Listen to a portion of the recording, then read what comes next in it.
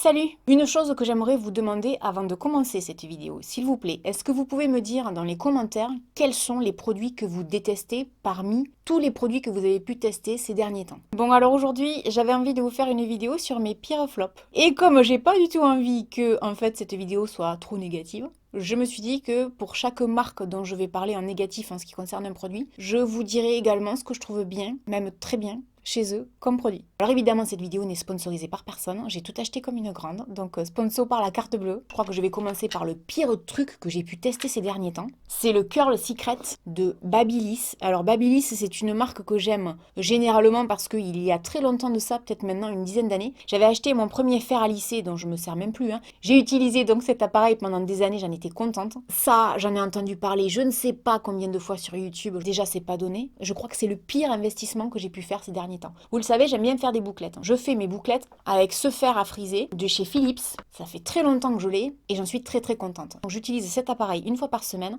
parce que je veux pas trop de sources de chaleur en fait sur mes cheveux parce que ça les abîme trop vite. Mais je me suis quand même dit, ça tout le monde en parle, ça a l'air génial, etc. Alors le tort que j'ai eu en fait, c'est de ne pas filmer la première utilisation que j'ai faite de cet appareil parce que je pensais pas que ça allait tourner au désastre à ce point-là parce que ça m'a bousillé les cheveux. Alors c'est facile à utiliser, là-dessus il n'y a aucun souci, donc c'est pas compliqué, vous le branchez, etc.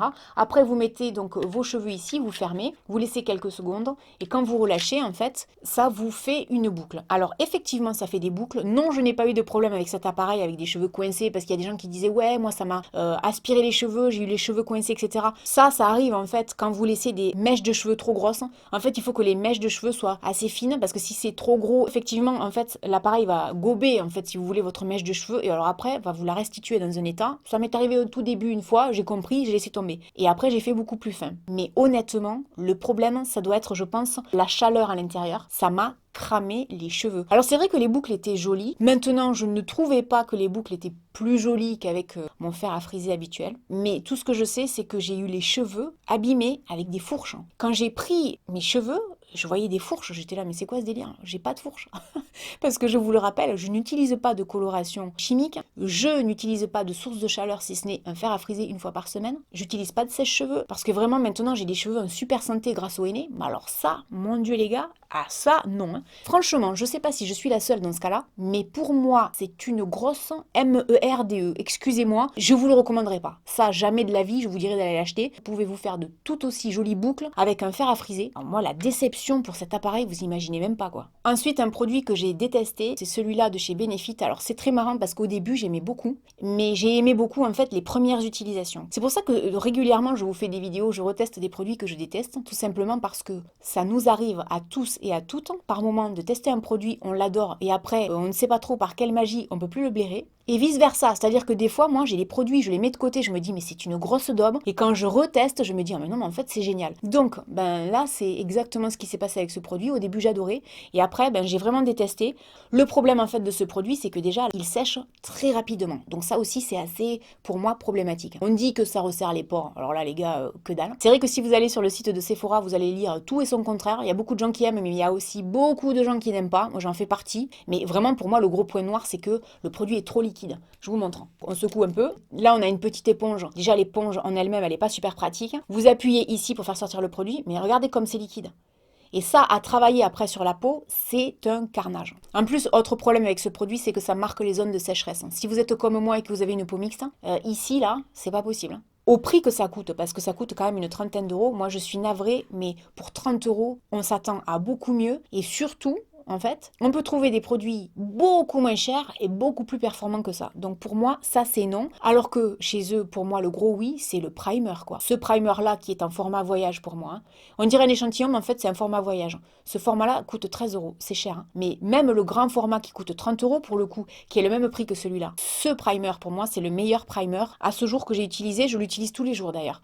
Ensuite, je voulais vous parler de By Terry. Alors, By Terry, ce qu'il faut savoir, c'est qu'ils m'envoient régulièrement leurs nouveautés. C'est une marque qui a la gentillesse de toujours m'envoyer leurs produits. C'est une marque que j'aime beaucoup et que je consomme beaucoup également sur Beauté Privée. J'avais acheté cette palette, ça c'est pas la marque qui me l'a envoyée, ça coûte 45 euros. Alors c'est très cher, hein, évidemment, on est sur du très haut de gamme, on est sur du By Terry, c'est la palette qui est comme ça. Je trouve que ça vaut pas son prix. Si vous voulez, j'ai été déçue parce que je m'attendais à quelque chose de beaucoup plus haut de gamme. Alors de mémoire, cette palette n'existe plus, hein, donc c'est pas la peine d'aller chercher sur internet, vous la trouverez pas. Je trouve ça hyper décevant d'avoir des couleurs aussi basiques pour 45 euros là-dedans. C'est pas terrible en termes de pigmentation et il faut pas se faire avoir avec ça. Et ça, je pense que c'est important de le rappeler. Attention, parce que des fois, quand on fait des swatchs comme ça, on regarde ses doigts ou on regarde un peu son poignet, on se dit ah ouais, mais c'est trop beau. Ouais, sauf que le problème, c'est que des fois, quand on rentre à la maison et qu'on commence à se maquiller, on se dit ah non, ça le fait pas du tout.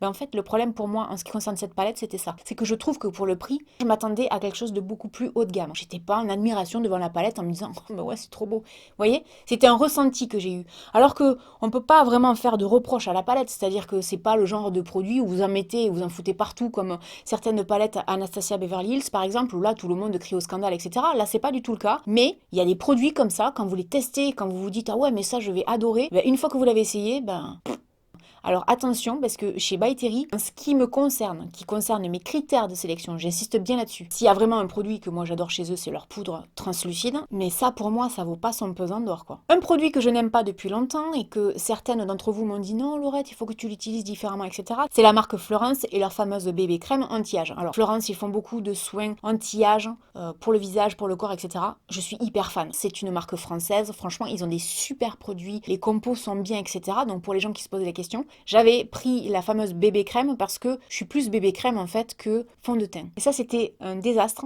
parce que en fait la crème a tendance à peler. C'est-à-dire que vous l'appliquez, vous vous dites c'est pas mal et au bout de 2-3 minutes quand vous continuez de vous maquiller, et là vous vous rendez compte qu'en fait la bébé crème est en train de se barrer et que ça fait ouais des espèces de petites pelures là, vous savez, ça fait pas propre. J'en avais parlé de ça en vidéo il y a un moment et vous aviez été plusieurs à me dire mais non Laurette, il faut que tu changes en fait ta routine, ta crème en dessous et tout ça. C'est peut-être les produits entre eux qui réagissent pas bien, etc. Mais je peux vous assurer, j'ai testé tout, hein. Tout ce que je possède en produit, non, ça fonctionne pas et j'ai même essayé sans rien en dessous. Ça fonctionne pas non plus. Donc pour moi, ça, c'est niette, alors que je pense sincèrement que c'est une super marque. Alors la bébé crème anti-âge, moi quand je vois marqué anti-âge, ça me fait kiffer, mais non, là pour le coup, j'aime pas du tout ce produit, c'est pas bon. Ensuite, je vais vous parler d'une marque dont je parle très très peu sur ma chaîne, c'est Catrice. Et là, par contre, je vais vous dire un truc, je vais pas changer d'avis en cours de route parce que celui-là, l'autre jour, je l'ai retesté, c'est pas possible. C'est un highlighter, mais alors comment vous dire que non. C'est un highlighter, mais alors l'highlighter quoi, il est pas ouf. En fait, le problème, c'est que pour moi, c'est pas un highlighter comme je les aime. Il envoie pas du lourd. Il reste très sobre, je trouve. C'est trop léger. Et là, quand je le regarde comme ça, je me dis non, non, j'aime toujours pas. C'est pas joli. Non, j'aime pas du tout. Pourtant, quand je fais un swatch comme ça sur le doigt, ça a l'air d'envoyer du lourd. C'est pas suffisant. Pour moi, un highlighter, il faut que ça envoie du lourd. Genre, la palette que Bis m'avait envoyée. Vous vous rappelez de ça? Oh, ça, les gars, alors là, ouais, ça, c'est un highlighter. Vous voyez?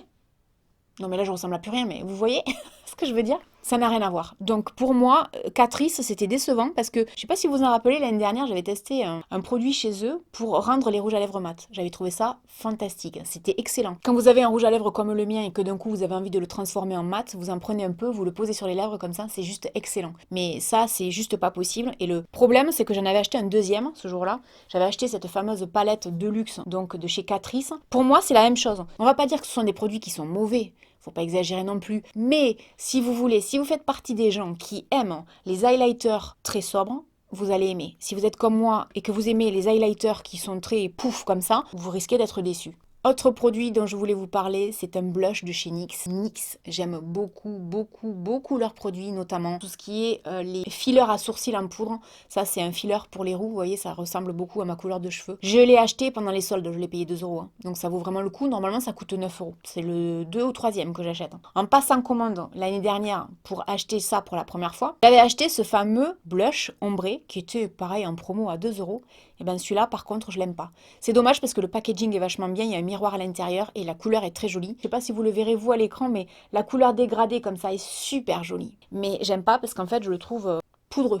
Ouais, c'est poudreux en fait. J'ai l'impression d'avoir une craie entre les doigts, vous savez. Je suis certaine, hein, et je suis même convaincue qu'il y a beaucoup de gens qui aiment ce produit. Ben, moi, sur moi, ça le fait pas. Et c'est dommage, parce qu'après, la couleur est pas mal, hein. Voilà, j'espère que cette vidéo vous aura plu et surtout n'oubliez pas une chose importante, si vous êtes comme moi et que vous avez dans vos tiroirs des produits que vous n'utilisez pas, n'hésitez pas à retester les produits, je pense que c'est vraiment important et si vraiment ça vous plaît pas, vous désinfectez un peu parce que ça c'est des produits en poudre, hein. Souvent on les prend avec des pinceaux et si vous les avez pris un peu avec le doigt comme moi, vous désinfectez tout ça et vous les donnez. Vous ferez forcément des heureux parce que moi je me dis que ça sert à rien que je garde tout ça. Dans les commentaires, n'oubliez pas de me dire quels sont les produits que vous détestez par-dessus tout parce que je suis curieuse.